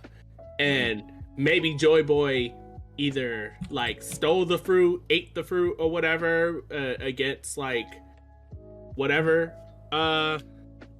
tribal against whatever rules it is, like, or whatever, and like made of eaten that fruit and became sun god Nika or whatever. And then as he like traveled across like the world and stuff. But see here, but the only thing then is like, does the entire world know about sun god Nika? In the same sense of like, if this is a god or not, or was Joy Boy going around saying, "Hey, I'm Sun God Nika," or "Hey, I'm Joy Boy, who also is Sun God Nika"? Like, I don't know. Mm-hmm. So, or maybe when Joy Boy was like fighting, because like I said, I feel like clearly, I mean, this proves it nonetheless that Joy Boy was a fighter. Maybe his attacks, he was saying like Nika Nika blah blah blah blah blah or whatever. Like, I don't know. So maybe that's where they got it from. But and then he got the moniker, same as other pirates who got their epithets or whatever. His was Sun God Nika or something as an epithet. Or yeah, I can see that. And look, there's like he so this person Nika freed slaves or whatever, right? And then look at Fisher Tiger, who freed slaves in our timeline. What did he use to cover up the mark of the slave? The sun. Yeah. And yo, okay, wait, I just fucking snapped. Hold on. Hold on. Go ahead, man. Go ahead. Let's talk about the people who have some connection to the poneglyphs and Joy Boy and the like the Swilly. I just mentioned the fucking sun pirates from Fishman Island. That's where Joy Boy had the Noah, and he had a promise to the original Poseidon, right?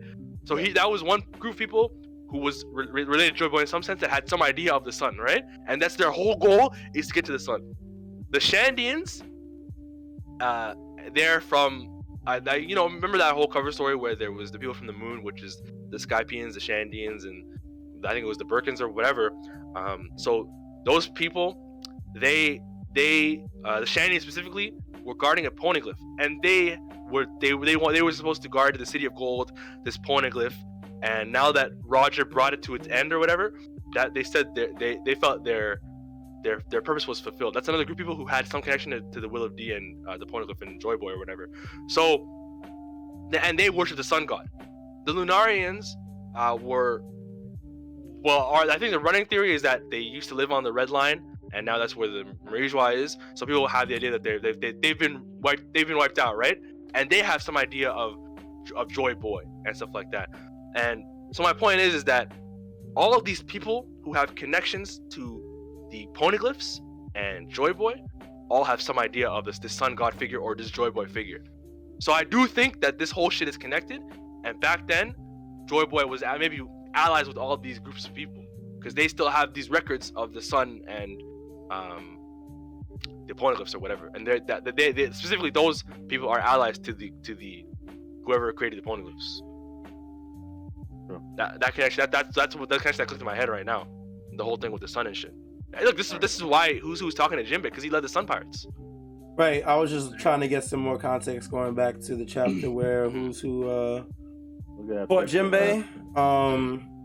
They said apparently there was a figure that slaves would pray to in the long distant past. A legendary warrior they believed would free them one day, Sun God Nika. Did he exist or did they dream him up? They thought he'd bring smiles to their faces and deliver them from suffering. So it's a little ambiguous as to whether or not he. Yeah, I don't think this is fully concrete, but it's just the interpretation that I have. Word. I mean, I like that though. I like that's a good interpretation of it. No, I agree. I definitely do agree.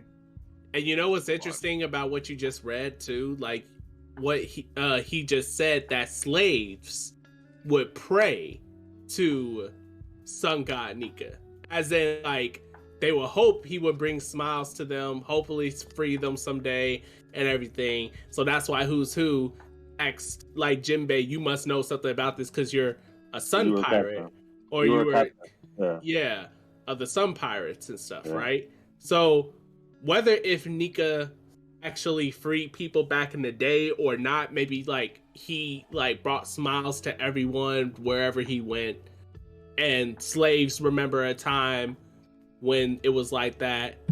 So they prayed to him to set them free, because maybe he would have done it regardless of if he did it in the past or not. I don't know, but like that's very interesting. It's a lot, man. I think like we're low-key getting some looks at like the core mythology of what happened, like the voice engine and all that shit. Yeah. This man is based off a fucking god, bro. That's crazy, bro. I know. Holy Oh, shit. but go ahead. I was gonna say, so with this revelation, right, of Luffy having the Nika fruit, does this diminish his accomplishments that he has done so far? Because I know I see people like, oh, like. I ain't gonna lie, that, bro. I don't think anybody in here was about to say yes, bro. I ain't gonna care, bro. Come on, bro. Being made right now. Yeah, him having that fruit invalidates everything he's saying. Like, bro. Bro is just Naruto, bro. Like, it's crazy. It's crazy, bro. Oh my god, that's We hate Luffy out here, bro. He's a fraud, bro. He's a fraud. He's a fraud. He was a god the whole time. It didn't matter. It didn't matter, bro. No, Mister, I have seen that. In fact, one of my favorite YouTubers was down bad. You know, he's like, bro, you don't know. Call him out. What YouTuber? My name. Okay, I actually. It's funny because I was gonna ask you guys to watch like my favorite One Piece video of his before this episode, because there's a lot I want to talk about with it, but it was like a bit too long and I completely forgot to. I'm not gonna lie. But his name is Best Generation. He's really like he's fucking like 1,000 subs, something like that. And so usually I fuck with this thinking a lot, but this chapter he was down bad. He's like, man, this is completely fucking like this could potentially ruin One Piece. Like we don't know what could happen next. And he said all Luffy's plans and ideas and personality and goals could be attributed to the Joy Boy fruit. And I was like, bro, you're bugging. That's way too much of an assumption I agree. to make. We saw that his personality was kind of shifting in this chapter, but before we knew he wanted to be king of the pirates, or we knew he wanted to be a pirate. He cut his cheek before on to join Shanks' crew, right? Before he ate the fruit. Yeah. What's his name again? Best Generation. Best Generation. Okay, so I think the problem, this speaks to a greater problem that people tend to have when they not just look at One Piece, but any shonen anime period. It's the PTSD, the hard, scarring that people feel whenever they like see characters have an earth-shattering revelation, right? That seems bigger than what it might actually be, right? Yeah. So like Naruto, Bleach, Dragon Ball, blah blah blah blah, whatever shonen trope throw here. In One Piece case, I don't know why everybody is acting like this. Like I honestly don't. And the reason why is because One Piece is just so different, bro. Like, like people just want to hate, bro. it's mind-boggling. Like when we were talking about like a few weeks ago when I told you about my friend, she suffers the same issues. And it's because everybody takes one good look at like, oh, 1,000 chapter in and Luffy's a sun god? Oh my god, like calm down, chill. Luffy's accomplishments are still Luffy's accomplishments. The thing is, everyone's like, oh, he's da-da-da-da. But you know why I love One Piece so much? It's one of the reasons why I thoroughly stayed like watching it. Because I was watching it back then. Yeah, watching it is because Luffy, I felt like a lot of his stuff is attributed to him, because unlike most shows or other anime or whatever, where like, oh, the main character, they're like descendants of this person who and their direct lineage attributes to their power. It's not like that in One Piece. Luffy is the son of a dragon, the grandson of Garp. Two powerful figures. I would assume Dragon's powerful, but the thing is, what can you say, like, outside of Luffy's tenacity, you might be able to attribute that to those two, but his direct power he had to train for 10 years to get to a certain point. Even then, he was still like getting whooped later down the line. it's not like that with most like main characters in shonen. Like most shonen, they're finding some way to win, some type of like ass pull-ish feeling thing. Even then, it might not even be actually ass pull-ish, but it may feel like it. I just don't see how this feels ass pull-ish. Like I just don't go with what you're saying about ass pulls. That like, bro, every time Luffy gets something new, is that we talk about it in this episode. He literally takes time to train. We don't see it happen, but we see the time that it takes. You know what I'm saying? Like after Aokiji, he pulls up at Eni's lobby. He has a new form he's thought of. Literally, the time skip is 2 years of training. Advanced armament haki was training with the Udon prison. I think the Conqueror haki and observation, they were like, it made sense with what was going on in the fight. I need to struggle to understand a basic mechanic of the anime. You know what I'm saying? It's like if a nigga dragon rushing all the time, you've got to learn how to tech. You know what I'm saying? It's the same thing. So right. So I completely disagree that it's on some some Naruto shit. And I think one thing, and I don't think they're haters. You know, they wouldn't. I don't think they'd be reading it for 1,044 chapters and being disinvested if they're haters. I think it's more so that they're like Strawhat said, they have PTSD. They're shook, and they wanted Luffy's fruit to just be the gum fruit. And you know what I found very funny was that if you ever talk about these people about them not wanting to be the gum or whatever, they always say, "Oh, Oda said it's always going to be stretching and inflating, and it's always going to be the most ridiculous power." And it's funny because that was actually like low-key foreshadowing for the most ridiculous power in the world, right? He literally said that in a I think it was a SBS or some shit. He literally said in SBS, and they always quoted that, and now it's being used against them. I thought that's funny, you know what I'm saying? But I do think like this definitely does not take away from his accomplishments at all. But I do think Oda has to be careful now, because I do feel like I want to see that this is still an earned up versus Kaido in some, you know what I'm saying? I don't want it to just be an ass whooping. Obi Awakens, I hope it's still difficult. But yeah. Well, let's be honest with ourselves. It's still not 101. I'm not saying it's 101. Okay, I didn't say that. Yeah. But I mean, Luffy is going to showcase a ridiculous amount of power, and we're going to be fine with it because he's taken so many dubs. He lost the first to 10 casuals. He lost the winners finals, grand finals, and now he's doing the money match. Like, he needs a dub. Like, he's on the salty right now, bro. He's on the salty. This is why he's clowning him. You clown people in money matches, so he's clowning now. Now, I will say Oda definitely did a good job at making this feel like natural progression to a finale of the fight. Because if Luffy had, let's say that the CPO agent didn't interfere with the fight and that Lash class went together and Luffy won, I don't think anybody would have been satisfied with that. No, 100%. I agree with you. That would have been a very unsatisfying way to do it. Like, Luffy didn't seem like he was ready, no matter how much he had grown, even during the fight, you know? Yeah. Right. And I thought that was great. Yeah, 100%. Yeah. Because how many times do you see that? No, sorry. No, it's all good. It's all good for us. It's energy, man. Everyone's it's a battle trying to talk today, right? I tell you what. Chapter's crazy, man. Yeah. What I was gonna say was that I want to bring you guys attention to one thing Luffy says after the Hiyori scene. He says, "I feel like I can fight a little bit longer." Mm-hmm. Do you guys think that is like a line we should pay attention to, and there might be some sort of like drawback, kind of like the Gear 4 versus Doflamingo? Yeah. Or is he just gonna go straight into the dub? I definitely think there's some type of drawback to this because all gears have. I drawback. completely agree. But I just mean like, is there a timer, and is it gonna play a factor in this fight? I think that the drawback is gonna be a timer, and then probably like how much more of a consequence can you make? Because the last consequence is what, unable to use haki for 10 minutes. 10 minutes, yeah. Like the one before that was he got small, right? After Gear 3. Gear 2 takes his lifespan. Oh, I honestly don't know what else you could do after this. And remember, in the beginning of this chapter, Luffy says, "How can I still stand?" This thing completely rejuvenated him. You know what I'm saying? Yeah, because he had lost. Yeah, 100%. He was done. And that's not something you can get for free. You know what I'm saying? And what you just said right there. And this reminds me of what else I was going to say about what you said earlier about how Best Generation feels towards this and everything. Like, it feels like an ass pull sometimes or whatever.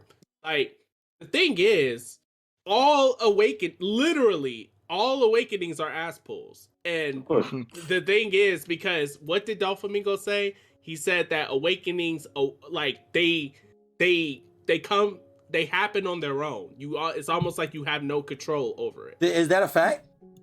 Yeah, he said something similar. Like, look it up. I swear he said something similar. Like, he was like, I might be paraphrasing because it's been a while, but I remember him saying something along those lines of like awakenings are like you don't have necessarily full control. It's like your devil fruit is like awake, like something along. I recall going back and reading, and it was like way he did not give much connotation. I feel like, so that's crazy to me. Maybe that is the case, but to me it felt like he said, yeah, you can awaken devil fruits, by the way, and then just didn't say anything else.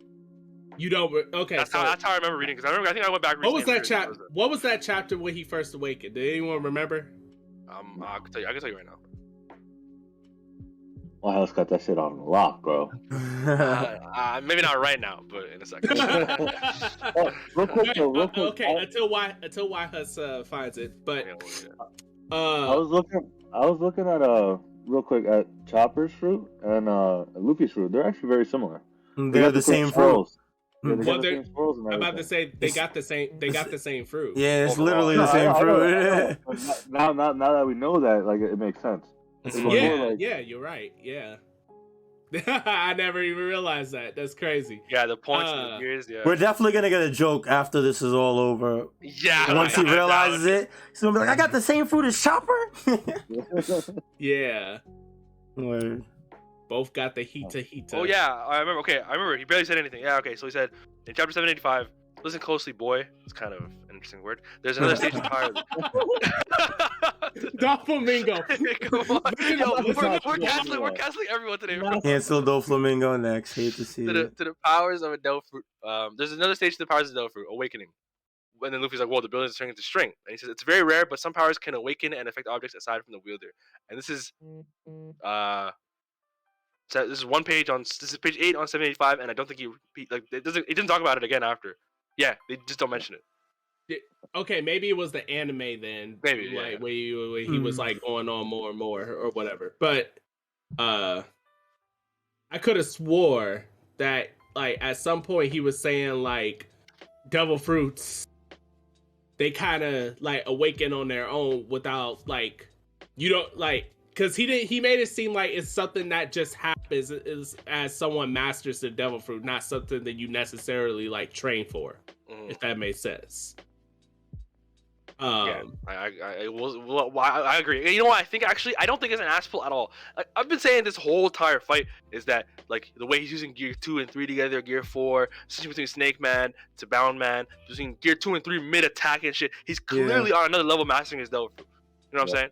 Right, and that could be a prerequisite to awakening. Yeah. Right. Yeah, you're absolutely right. And how that Hydra attack that Kaido was so confused about, like rubber shouldn't work like this. Yeah. Yeah, like Luffy was like mastering his fruit to such a degree. So here, let me ask y'all this. Because I think that now that we're going into the conversation about like ass pulls and stuff like that. So I've been seeing a split between the One Piece community about this, like this gear. People are rocking with it. There's half that's rocking with it, and it looks like, because I'm in the Facebook groups and I've seen on Twitter and stuff, there's another half that is absolutely not rocking with it. They said this is too goofy for them. They said that this is too Looney-esque, and I love it. I just want to know, do y'all have any sort of similar feeling? Do y'all feel like, how do y'all feel about other people feeling like that? Like, it's like, I don't know. Luffy's kind of a goofy character to begin with, and the design kind of translates back to just being Luffy. Yeah. So, I mean, I get where they're coming from, kind of sort of from the standpoint of them saying that they wish the design was a little more serious. But at the same time, when has Luffy's design ever really been serious? Was like Gear 4, this nigga literally blew himself up to be a fucking balloon and just put hockey on it. Like, deadass. Like, I don't know. I feel like they're expecting too much out of a character in a series that isn't meant to be taken super seriously. 100%. I think the design looks great. Personally, it kind of just goes off of what the fruit represents, which is the sun god. It goes back to the roots of Luffy just being a happy, jolly character, and he's goofy, which the design doesn't even look goofy. The nigga just has fiery hair. Like, I don't know. I feel like niggas are expecting too much. Yeah, I feel like people are just expecting too much. That smoke spark is nice.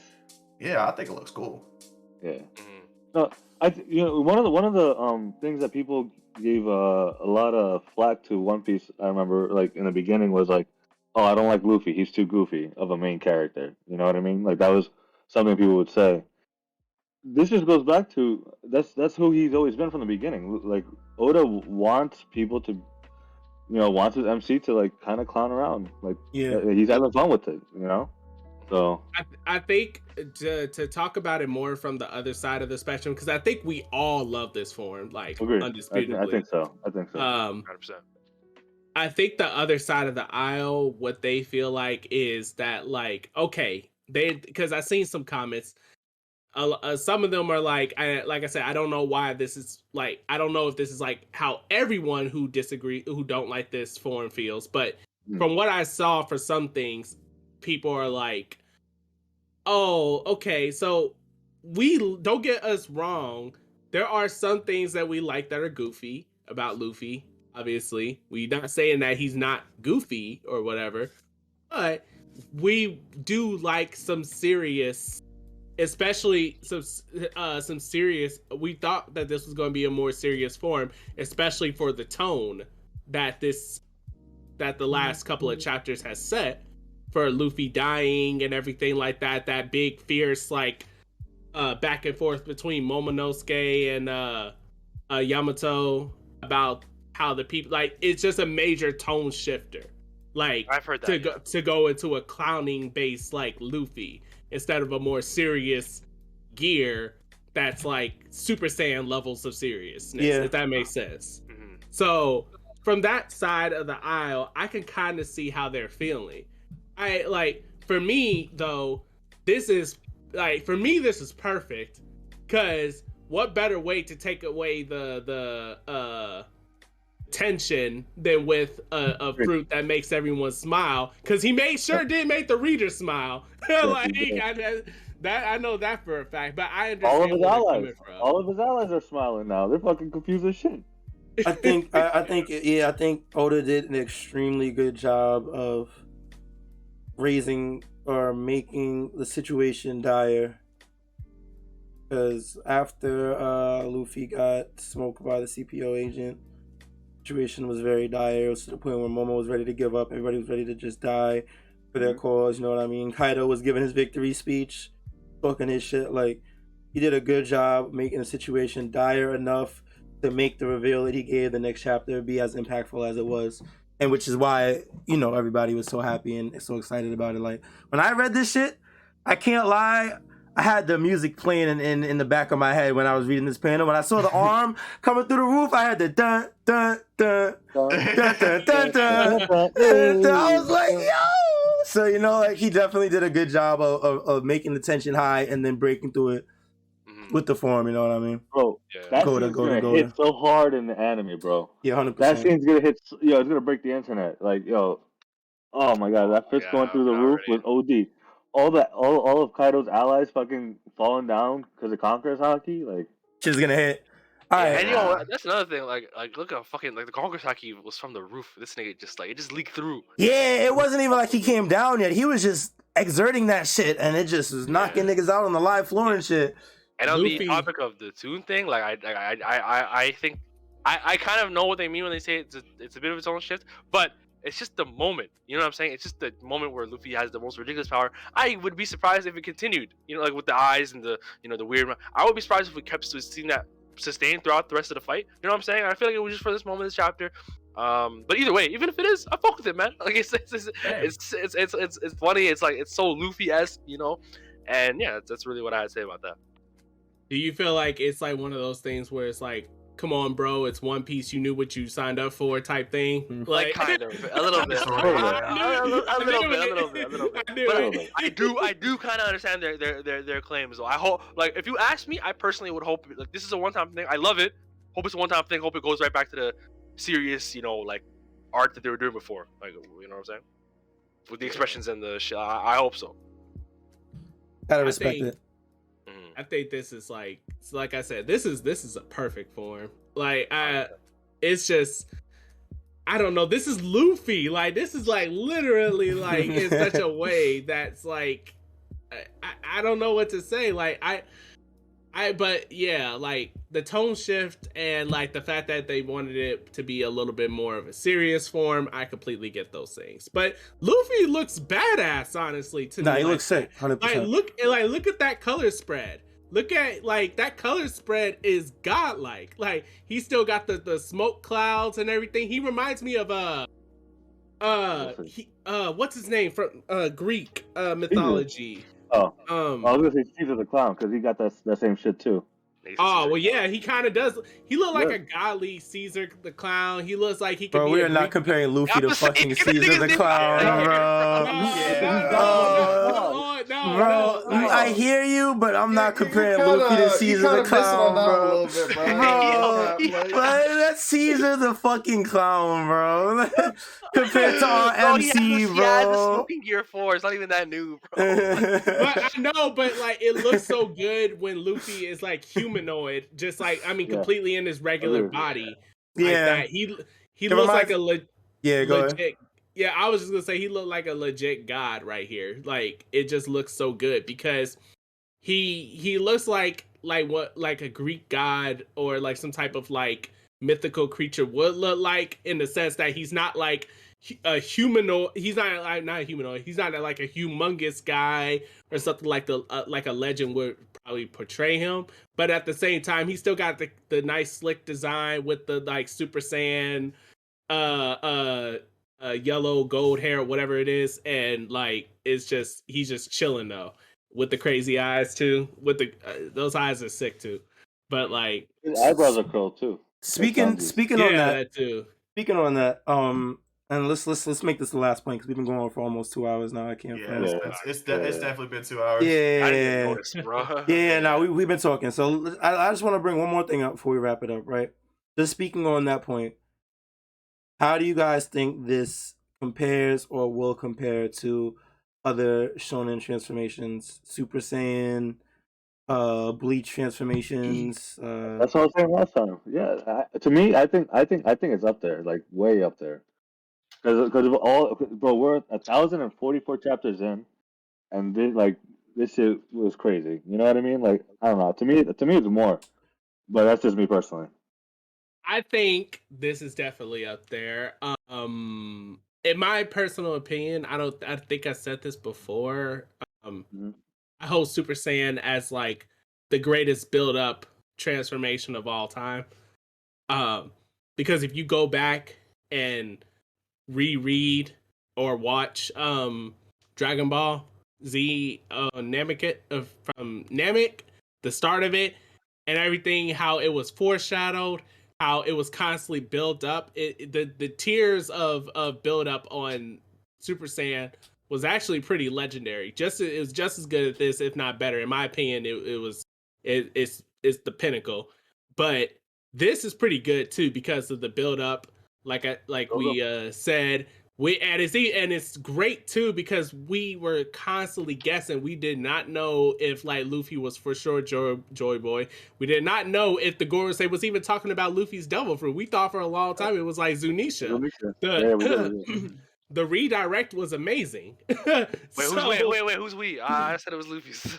Oh yeah, you did. Yeah, you did. Yeah, you did. Yeah. Yeah, you did. That's it. Keep going. I'm just saying, Oda, Oda was so good at misdirection that like it wasn't unreasonable for us to feel like it was Zunisha because he had it like shown directly on Zunisha. But why he did that was because Zunisha was going to be the one to introduce us to Joy Boy. So that was pretty slick of him. the build up for here was amazing. Yeah, Definitely top tier. I completely agree with the comparisons you made between Dragon Ball and now. Like Dragon Ball, like it's kind of fucked up because like Dragon Ball to everyone fucking knows Goku. Obviously, Yeah. One Piece is like the most popular manga ever in terms of just sales and stuff. But like go like that moment. Like look at Luffy's hair. It's definitely a shout out to Super Saiyan. Like Yeah. and I think like it's just the build up, what it meant to Shonen as a whole, the idea of power ups is never going to be touched. I think in terms of that build up, but I also think One Piece is a way better show than any Shonen. So like in terms of like how it's in terms of how it fits Luffy, in terms of how it fits the show, in terms of how it fits his powers, it's better I think and all of that stuff, right? But I can't compare that because they're all different shows, right? Right. I think it's hype. I think it's like Naruto had some hype ones. I think Stage Mode is like the goated one in my opinion. Yeah, Sage Mode was goated. Yeah. Yeah, as the rival and I think Ichigo Bankai is like actually fucking legendary too in the anime, especially. Wait, when y'all say Sage Mode, y'all not talking about like just Frog Sage, or you talking about like Kurama? Nah, just Sage Mode when he pulls up on first time versus Pain when he pulls up. Frog Sage. Like when he pulled up, that shit was just like no, like soccer. I think it was like Naruto, help us, and then he pulled like stop it. Nah, that's literally like top one arrival moment, or like top two arrival moments, bro. 100%. That shit gets me hype every time, bro. One of the best fucking entrances of all time, bro. Oh my goodness, stop it. So yeah, I love this one. Like, bro, we're here talking about this because we fucking love it. It's like it's my favorite like manga probably. Like so, like I love it so much. It compares. It's like I can't say which one's better, but there's some very interesting comparisons. You know what I'm saying? Yeah, I completely agree. By the way, sorry to like not finish, but what Mod said about how like we just heard about Nika, we just heard about some different devil fruit. Like it kind of crept up on us a little bit. You know what I'm saying? Yeah. Like, I wish it was a bit more of a build up, but like in terms of what it means and stuff, I fucking love it, and I love that it's a perfect power for Luffy. That's my my thoughts on that.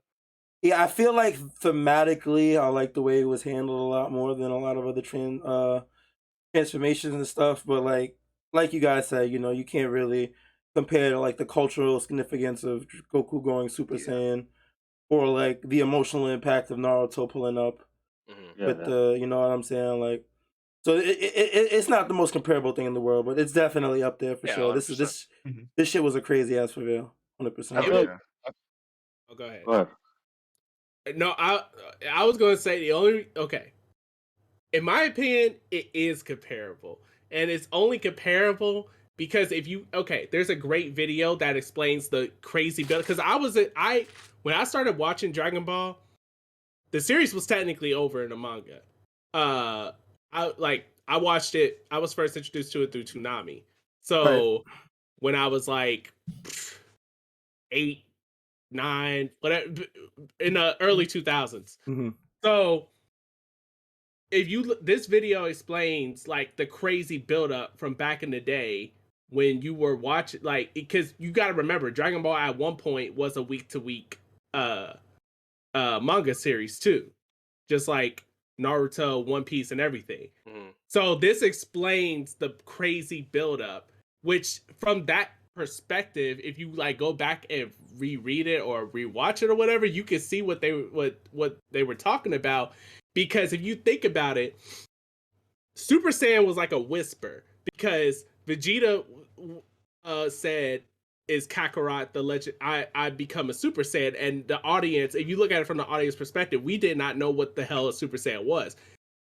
All we knew was that Vegeta was anchoring the idea of a Super Saiyan, and we didn't know if Super Saiyan was a transformation or not. For what we knew, like Vegeta was constantly either saying he became a legendary Super Saiyan, as in Goku, or I became a legendary Super Saiyan. And we didn't know what that meant, because like his hair was still the same, everything about them was the same. You look at it, you try to erase from your mind your idea of what Super Saiyan is now. If you look at it from back then, you had no idea when Vegeta was accurate when he was saying that he became a legendary Super Saiyan. And even from the flashback to when the Great Ape destroyed Planet Vegeta, it was a big ape. So we thought maybe it was an ape that it was a Super Saiyan or whatever. And up to the point that Vegeta died and he was like to Frieza, okay, he's the Super Saiyan. But then like Vegeta was like, wait, you're still too soft. And we were like, okay, all we know is that the Super Saiyan destroyed his own home planet. He rages. Goku's not raging, but he seems powerful. Is he the Super Saiyan? And remember the longest fights was happening between them two, Frieza and Goku. And when we thought he defeated Frieza with the Spirit Bomb and everything, still nothing about a Super Saiyan, or at least in our eyes, maybe he was the Super Saiyan. He just defeated Frieza, he Spirit Bombed him, and the tension dropped drastically, and it seemed like he was literally defeated. Until he came back, killed Krillin, and then he became Super Saiyan.